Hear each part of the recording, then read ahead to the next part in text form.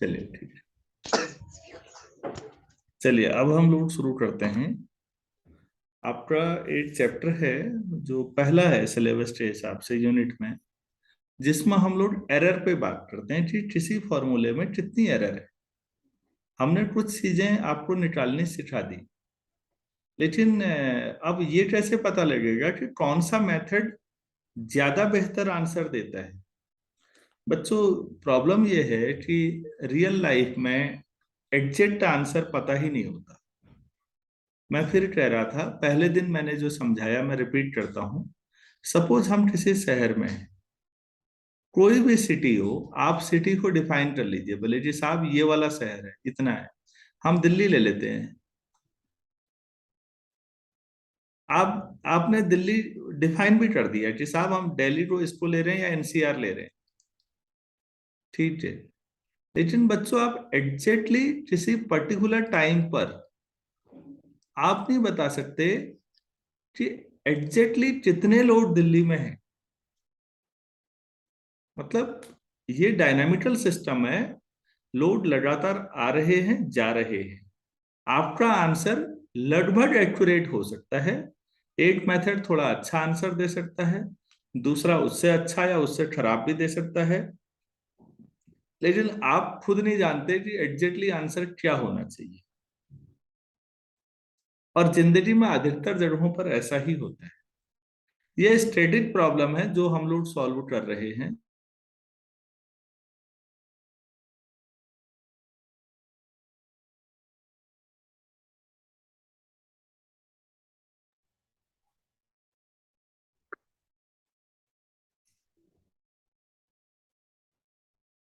Network इतना खराब चल रहा है बार बार।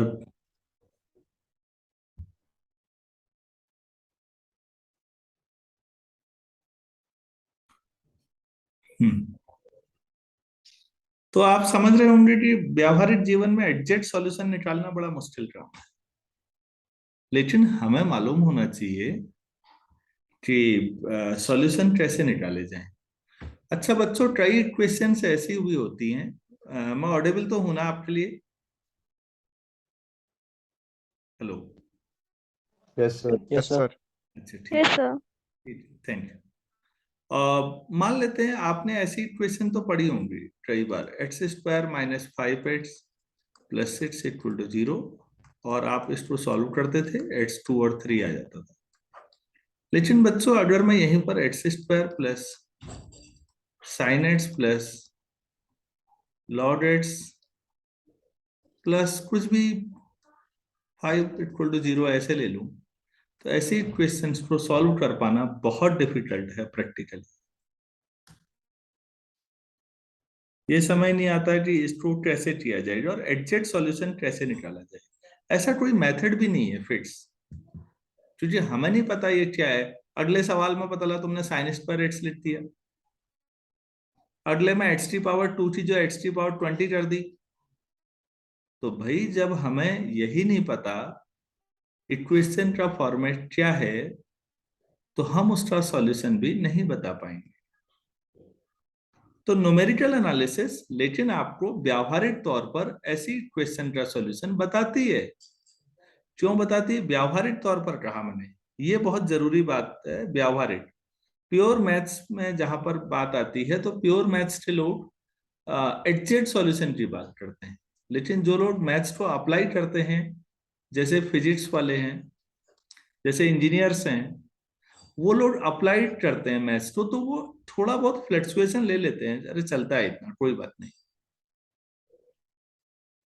उसको कहते हैं अप्लाइड मैथमेटिक्स। तो इसका लगभग सॉल्यूशन मिल जाए वही बहुत है। तो बच्चों, अब लगभग ये सॉल्यूशन कैसे मिलेगा, ये हम लोगों ने पढ़ना है यहाँ पर। तो आपका जो नया चैप्टर है अब, उसमें एरर्स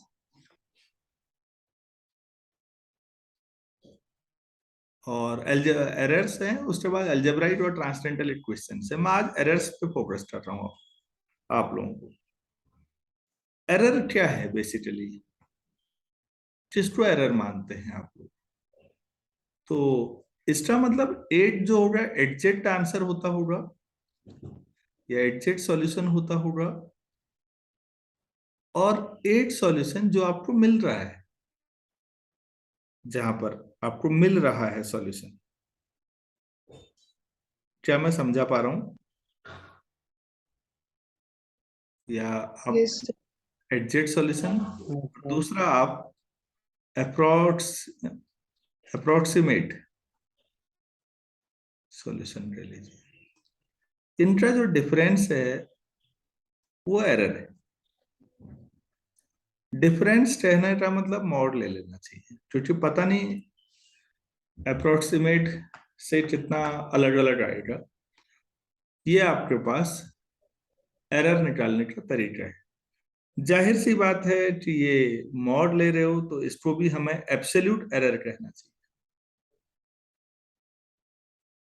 जब आप मॉड लेते हैं बच्चों, तो किसी भी चीज की आप एब्सोल्यूट वैल्यू निकालते हैं, फिर आप प्लस माइनस पे ध्यान नहीं देते। जैसे आप लोगों को मालूम था कि स्मॉल जी 9.81 मीटर पर सेकेंड स्क्वायर होता है नॉर्मली हमारे लैब में, लेकिन जब आप एक्सपेरिमेंट करते हैं अपने फिजिक्स लैब में, तो जीटी वैल्यू कई बार 14-15 तक आ जाती है। तो इन दोनों का जो डिफरेंस है, हमें नहीं पता कि मतलब बड़ा कौन आया।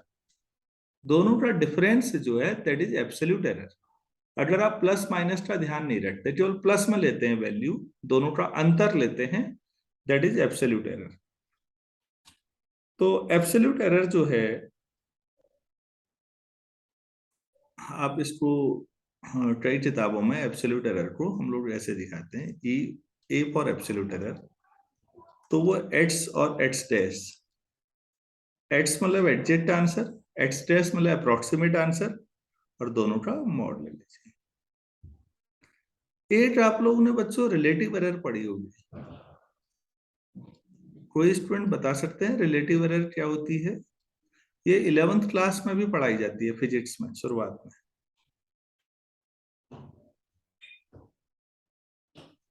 ई रिलेटिव एब्सोल्यूट एरर अपॉन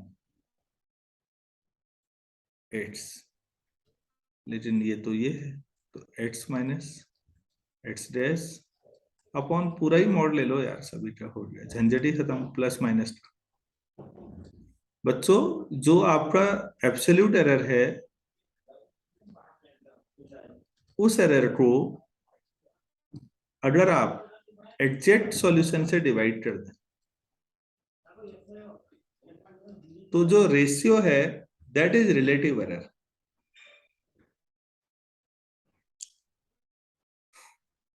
तीसरी चीज यहां पर आप लोगों ने पढ़ी होगी,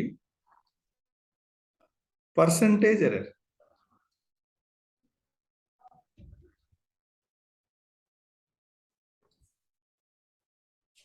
तो हम लोग इसको पी लिख देते हैं सफिक्स में। परसेंटेज एरर क्या होती है बच्चों, जानते हैं? 100 टाइम्स रिलेटिव एरर, मतलब x minus x dash upon x, जितना आया ये into 100, this is percentage error. तो एरर को हम तीन तरीके से डिफाइन करते हैं। क्या मैं समझा पाया आप लोगों को?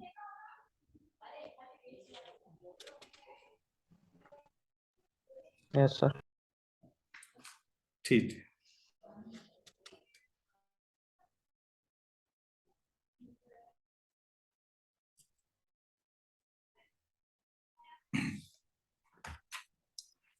हाँ,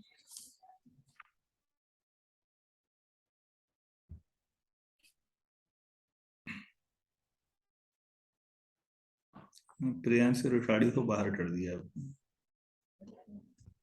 बताने के बावजूद भी आदमी टाइम पर नहीं आ रहा है।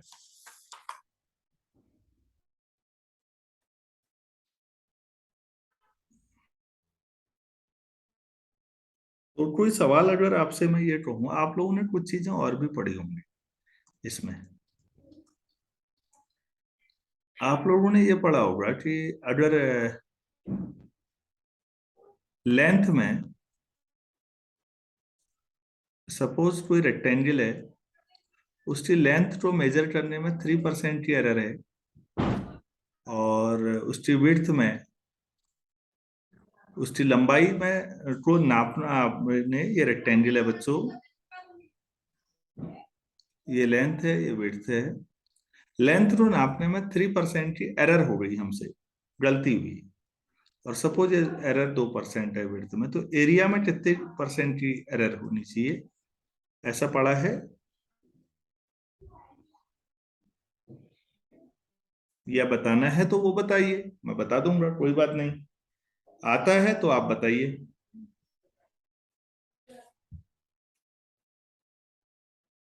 नहीं आता सर। अच्छा ठीक है बेटा, ये भी अप्रिशिएट करने लायक बात है। इंसान एक्सेप्ट करे, ये बहुत बड़ी बात है। कोई बात नहीं, मैं सिखा देता हूँ। आज आप कई फॉर्मूले 11th क्लास के फिजिक्स के देखिएगा प्लीज जरा। होता क्या है देखिए,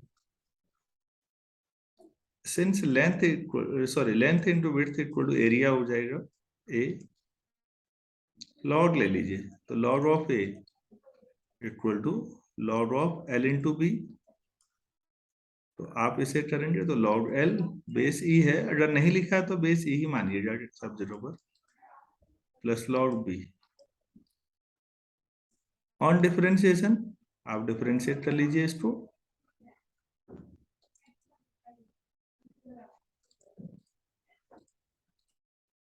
लॉग ए का डिफरेंशिएशन 1/a और ए का डेल्टा ए, या डी ए भी लिख सकते हो बच्चों। ये डेल्टा जो है उसी का एक पर्टिकुलर फॉर्म डी लिखते हो आप, डी बाई डी एक्स लिखते हो जब।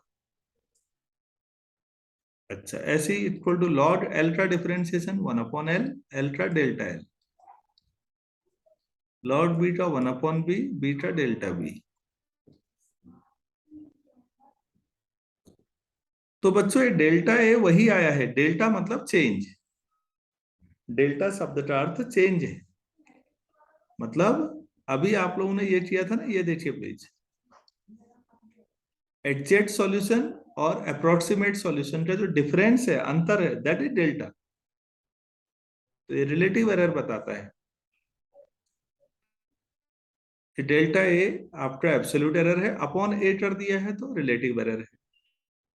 तो अगर मैं इसको 100 से मल्टीप्लाई करूं दोनों साइड, तो delta A upon A into 100, तो बच्चों यहां हो जाएगा delta L upon L into 100 plus delta B upon B into 100। तो बच्चों ये लेफ्ट साइड में जो लिखा हुआ है, अब ये हो गया percentage error in area, A for area equal to percentage error in length plus percentage error in width. तो यार अब मुझे बता दो इस सवाल का आंसर क्या होना चाहिए फिर, क्योंकि मैंने जो सवाल आपसे पूछा, 5%। 5%। हाँ बच्चों 5% सीधे सीधे आ गया। लंबाई को नापने में 3% की गलती हुई, एरर हुई। और कई लोगों को लगता है कि हमसे तो एरर हो ही नहीं सकती। तो मैं आपकी जानकारी के लिए एक चीज बताऊं, दुनिया में कोई इंस्ट्रूमेंट नहीं है जो 100% एक्यूरेसी के साथ कोई चीज नाप ले, कोई भी चीज, मतलब ही नहीं होता। इसीलिए बच्चों इंजीनियरिंग में एक ब्रांच इंस्ट्रूमेंटेशन भी होती है। इंस्ट्रूमेंटेशन क्या होता होगा सोचिए, इंस्ट्रूमेंट्स को और बेहतर बनाना, और सेंसिटिव बनाना, और एक्यूरेट बनाना। हम लोग जब छोटी क्लासेज में पढ़ते थे तो लकड़ी के स्केल हुआ करते थे, बहुत मोटे होते थे, पेंसिल से उनसे जब लाइनें खींचते थे तो मिलीमीटर की गलतियां तो 1-2 मिलीमीटर कॉमन बात थी। जब आप लोगों ने पढ़ा होगा तो प्लास्टिक के स्केल आ गए काफी पतले, या आजकल तो मेटल वो आते हैं पतले वाले। तो आपका जो एरर है वो काफी कम है हमारे मुकाबले। आप इसको ऐसे समझिए, पहले जो बिजली के मीटर लगते थे वो मतलब बहुत सेंसिटिव नहीं थे। आज बिजली के जो मीटर घरों में लगते हैं वो बहुत सेंसिटिव है। लोग पहले 0 वाट का बल्ब लगाते थे घरों में, इफेक्टिवली 0 वाट हो ही नहीं सकता। 0 वाट मतलब तो बिजली खर्च ही नहीं करेगा। तो मंदिरों में वो बल्ब जलता रहता था और मीटर पे लोड नहीं आता था। अब लोगों ने कम कर दिए हैं क्योंकि उसका भी रिकॉर्ड वो नया मीटर रखता है। ऐसे ही अगर आप जानते होंगे तो ओलंपिक में अब इतना एक्यूरेट होता है एथलेटिक्स में, स्विमिंग में, कि सेकंड का 1000वां हिस्सा, 10,000वां हिस्सा बिल्कुल एक्यूरेसी के साथ मेजर किया जाता है। तो उससे आधार पे पहला, दूसरा, तीसरा प्राइज मिलता है लोगों को। तो बच्चों, इसका मतलब एक्यूरेसी लेवल लोग लगातार बढ़ा रहे हैं, इंस्ट्रूमेंट्स और बेहतर एक्यूरेट होते जा रहे हैं। तो इसका मतलब एरर कम होते जा रही है। लेकिन इसकी कोई लिमिट नहीं है, हाँ, एक्यूरेसी की। 100% एक्यूरेसी सपना है केवल। जितना ज्यादा आगे पढ़ोगे समझ में आ जाएगा। इसीलिए कैलकुलस बहुत आइडियल हो जाती है, वो 100% एक्यूरेट निकालने लगती है आंसर। यहां पर अब मैं थोड़ा सा कॉम्प्लिकेटेड करता हूँ चीजों को। अब जैसे वॉल्यूम का सवाल है, या ये वाला लेते हैं, F=G m1 m2/r²। अब आपने कहा साहब ये m1 मास है, ये m2 मास है, और इनके बीच की दूरी r है, तो इनके बीच फोर्स इतना लगेगा। ठीक हो गया। लॉग ले लेते हैं, एरर निकालनी है। तो log of g log m1 log m2 -2 log r। बच्चों ये समझ पाए या ज्यादा तेज हो गया? देखिए तो,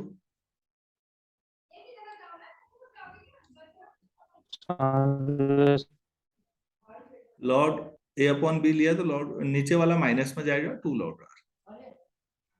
अब जब ऑन डिफरेंशिएशन करें तो बच्चों ये ΔF/F हो जाएगा। अच्छा, यूनिवर्सल ग्रेविटेशनल कांस्टेंट जो g है वो तो 0 आएगा, खैर वो तो कांस्टेंट है। बाकी ΔM1/m1 और ΔM2/m2 -2 ΔR/R।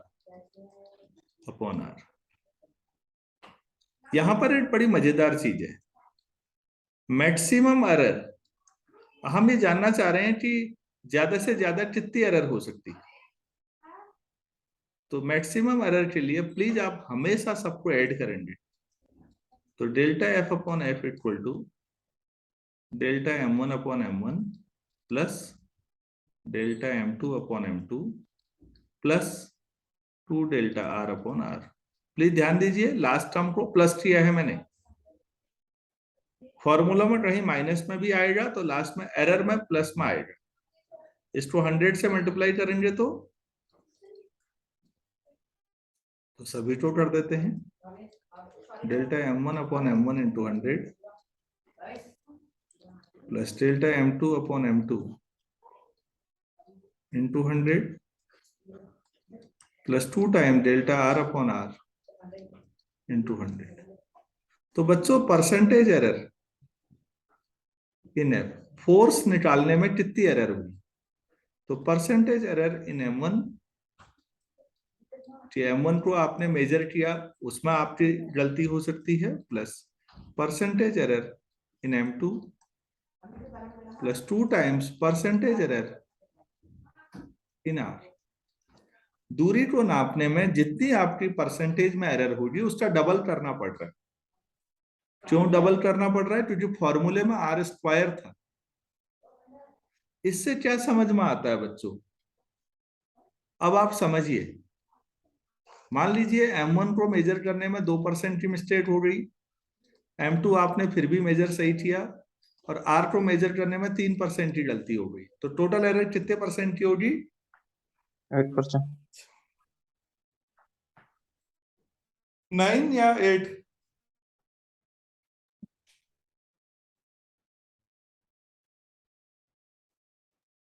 9।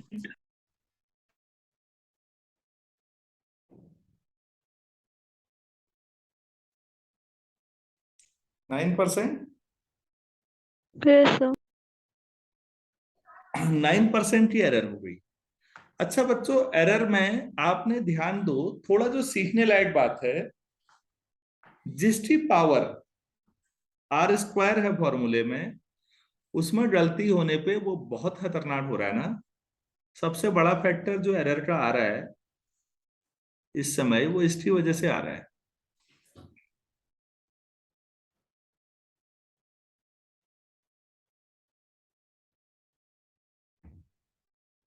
क्यों? सबसे बड़ा फैक्टर एरर का जो आ रहा है वो किसकी वजह से आ रहा है इस समय? और आर की वजह से। आर स्क्वायर था। प्लीज फॉर्मूले में ध्यान दीजिए, जिसकी पावर जितनी ज्यादा होती है वो उतना ज्यादा एरर को प्रभावित करता है, उसको उतना एक्यूरेसी के साथ नापना चाहिए।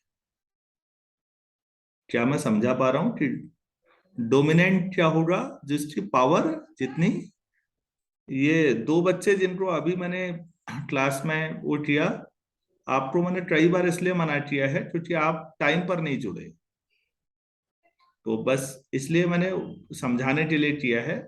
अगली बार आप जुड़ भी नहीं पाएंगे अगर टाइम पे नहीं जुड़े तो। देखो बेटा, जरूरत आपको मेरी है ना कि मुझे आपकी। क्लियर कट रिलेशन रखिएगा। तो अगर कोई फॉर्मूला मैं ऐसे लिखूं, x equal to a to the power n1 b to the power n2 upon c to the power n3, यहां पर n1 n2 n3 natural number है मान लीजिए, तो परसेंटेज एरर कितनी होगी? परसेंटेज एरर इन एक्स कितना होगा? n1 times is error in error in a plus n2 times, ऐसे ही और लिखते रहिएगा, plus n3 times percentage error in c. एरर ज्यादा कब है कम कब है किसमें होगी, आपको पावर देखनी है। वो नीचे है ऊपर है ज्यादा फर्क नहीं पड़ता, क्योंकि सभी को जोड़ना ही जोड़ना है आपने।